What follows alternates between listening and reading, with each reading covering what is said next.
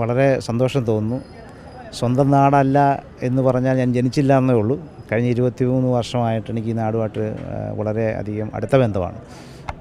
എൻ്റെ ഭാര്യയും അവരുടെ കുടുംബവും അവരുടെ അമ്മ വീട്ടുകാരും ഈ നാട്ടുകാർ തന്നെയാണ്. അപ്പോൾ അവരുമായിട്ടും എനിക്ക് വളരെ അടുത്ത ബന്ധമാണ്.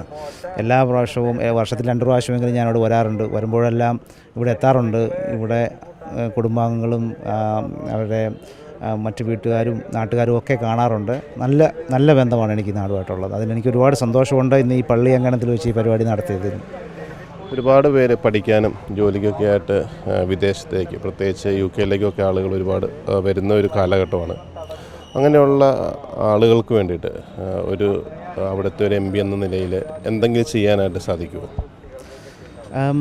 ആദ്യമേ തന്നെ നമ്മൾ ആളുകളെ ബോധവൽക്കരിക്കുക. അവരെന്ത് ജോലിക്കാണ്, എന്ത് വിസയിലാണ് ആ നാട്ടിലേക്ക് വരുന്നതെന്ന് ഉള്ള ഒരു ബോധവൽക്കരണം അത്യാവശ്യമാണ്.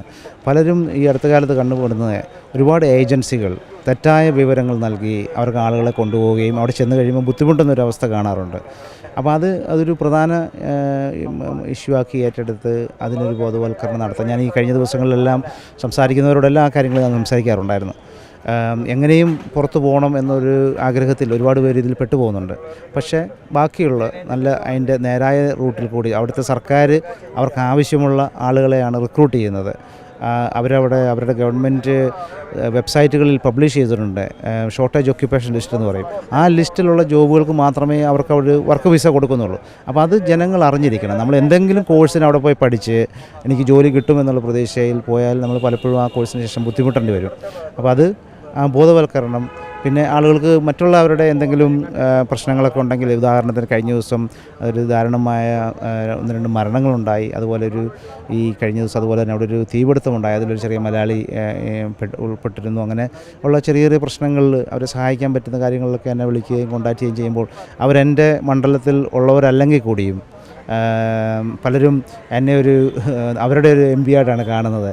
നമുക്കതിനൊക്കെ അവിടെ ചില റെസ്ട്രിക്ഷൻസ് ഉണ്ട് മറ്റുള്ള മണ്ഡലങ്ങളിലെ ആളുകളുടെ കാര്യത്തിൽ ഇടപെടുന്നതിന്. പക്ഷേ നമുക്കൊരു എങ്ങോട്ടാണ് എന്താണ് ചെയ്യേണ്ടതെന്ന് പറഞ്ഞു കൊടുക്കാനും മറ്റും സാധിക്കാറുണ്ട്.